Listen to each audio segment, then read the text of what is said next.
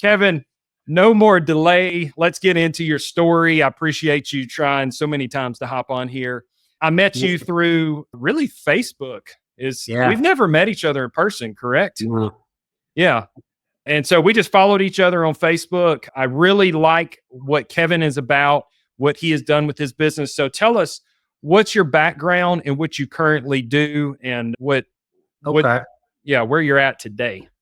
Well, my main business is the Gutter Kings. We pretty simple, clean the gutters for apartment complexes, condo associations in 31 states. I started it 22 years ago. And I also own some apartment buildings, real estate, some other businesses that kind of go with the Gutter Kings. But Gutter Kings is my main thing. It's been my biggest success. So what did that look like on your startup? Well, to get there real quick, I was an entrepreneur, really young, cutting grass. So I had a landscaping business while I was still in high school, and I built that. And I was doing that for about 8 or 10 years, and it was doing well, but I didn't like it at all. And one guy asked me to clean his gutters, and I went up there and did it while my guys we were doing a cleanup. And I saw how easy it was. And this is a long time ago. This is 25 years ago. I think I got $60, but I did it in about 10 minutes. So of course, the rest of the night, I was just like, yeah, I need about 100 of these. So I really started thinking that day forward, I'm going to just do houses. How can I do that? But I was in New Jersey and it's very seasonal. So I started doing that. I picked up a lot of momentum. I probably had 1,000 houses after a couple years. I sold the landscaping business and I had time to build it. And then one day I was driving down the highway and I was like, wait a second, why am I doing houses? Look at these apartment complexes. This is bigger money. And I was sitting on a little bit of money. So I basically took 6 months of my life and all I did was walk into 24 places a day. The reason I walked into 24 is because I was tracking the numbers. It took me walk into 24 clubhouses to get one complex. So I was literally getting a complex a day. Now I might get 3 in one day and 0 for 4 days, right? But I was getting a lot of complexes. I think in that first year, I got about 80 of them. And I was sold on it from there. So how legitimate were you at the point to where you started going to the apartment complexes on that commercial side? Because you're in residential. Residential tends to be a little more forgiving, but when you get on the commercial, they're like, hey, I need to see your insurance and make sure you're adequately insured. They like to see a little more professionalism. Were you at that level already? Well, they do, but I wasn't green because I had already had a landscaping business for 8 or 10 years. But that was my first foray into commercial, and it was different. And I was kind of faking it till I make it. Yeah. Like, you have an umbrella, you have 5 million. Yeah. Everything was yes. Yeah, I got it. How many other places do you do? I do Chestnut Park down the street. And I was just bullshitting basically. Yeah. But when the job came, I was on site and I made sure it was 100% perfect. But I was absolutely winging it. I really wasn't kind of a scared guy, so I just kind of went for stuff. And I had a lot. I probably should have been scared looking back. I had so many complexes and not enough workers, not enough capital. These places pay you in 90 days, but I made it work. Man, let's talk about that. Let's talk about the 90-day wait on commercial contracts. Tell me about one of those moments, because I've definitely had them myself, to where you're looking at the bank account and you're every muscle in your body's tense because you're wondering, man, am I going to make my bills next week? Am I going to make payroll this week? That's a legit thing that happens, especially in smaller business owners. It's very real, and you got to be built for it, because I'll tell you a quick story. So I was doing that in the early 2000s and doing some other things, flipping properties, because I was just in New Jersey. I ended up losing a lot of money in 2008, put myself in a bad position. So I had to kind of rebuild that with no cash and credit. And when I was doing it, I was operating on fumes. Like, I would get down to, I'm not even kidding, $80 in my bank account, any bank account. I get it, man. Because I wanted to take that extra job. And I'd be like, well, if I take that job on, I got to bring 3 more guys. I got to rent another van. I got to get enough. And I would get down to fumes. I would just lay it all out there and I would wait.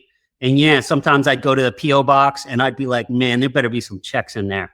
Look, man, so my real estate, and this is how we do it, guys, in the Bigger Vision show. I mean, we just air it out. We get real because this is reality about business. It doesn't matter what kind of business you're in. You go broke today to be rich tomorrow. And I'm in between closings right now. I had to reach out to a gap funder and pay a very hefty fee just so that I could bridge that gap for a couple of weeks in between, because I didn't want my wife freaking out on the bank account being on fumes compared to how I used to run it when I was unmarried and starting my own business out. But that's the reality of it. I mean, you've really got to have some grit and determination in what you're doing and confidence in yourself. You're in how many states again with the Gutter King? I'm in 31 now. And I started in New Jersey, and then I went Pennsylvania and Connecticut. I hit all that East Coast, and then I'm in Atlanta now. I started going down south. I did that strategically because I was thinking, well, I could probably go down there and get another 20 complexes, extend the season, bring all the guys from New Jersey down. And we did. We'd go down there with like 3 packed vans and stay in hotels, go make a bunch of money. They loved it because it was snowing or cold up in New Jersey. And then I just started going into other states because it's just, there's such a demand for this service. And even then, when I started really accumulating money, I was still going to fumes. I always just go to, I mean, I have people on my team, they're like, stop taking on more. Yeah. Like enough is enough, you know? I remember I was dating a girl when I was in 14 states and I used to be up at 3 a.m. working. She's like, just chill. You're already making a lot of money. I'm like, no, I'm not going to chill. I want to go more. It's just what I do. So it's not really about the money. That's the byproduct. I just want to see if I can do it. So I'm going to do more states now. Yeah. Well, so talk to me about how you're capturing these more states. Are you physically driving down to these states and explain this marketing process? I'll tell you the marketing process. Look, the reason I end up in a lot of different states is because you get these kind of like these apartment complexes where they have complexes in 7 different states. And they might have a total of 40, 50 complexes. And they say, you're in South Carolina. And then they say, hey, you're in Georgia, right? And I say, yeah, I'm in Georgia. And then they basically hand you another 10 or 11 nice jobs. So I go do them. But then when we're there, then I just start up in Georgia again. But I just it's because I'm just collecting so much data. I have virtual assistants collecting data, making calls, sending emails, always contacting these people. And the way we do it now is we use almost all subcontractors. I have employees who actually teach them on site how to do it better, exactly what we want, how to do it faster so they're more profitable. So once I get subcontractors in, say, Indianapolis, and then I get them outside of Chicago, then I have like 4 outside of Chicago. Well, I just want more jobs then because they're easy to do. They want the work. And we just give them more jobs. So we kind of figured out that whole system. It was much harder when it was just employees, for sure. So do you find yourself where let's say you got this apartment complex in New Jersey, and then they say, hey, we've got one sitting over in Virginia as well. So you say, yeah, I can service that one. Then do you start to target those in that particular city in the state? Or are you just trying to hit the whole state? First, I start in that area and then I branch out.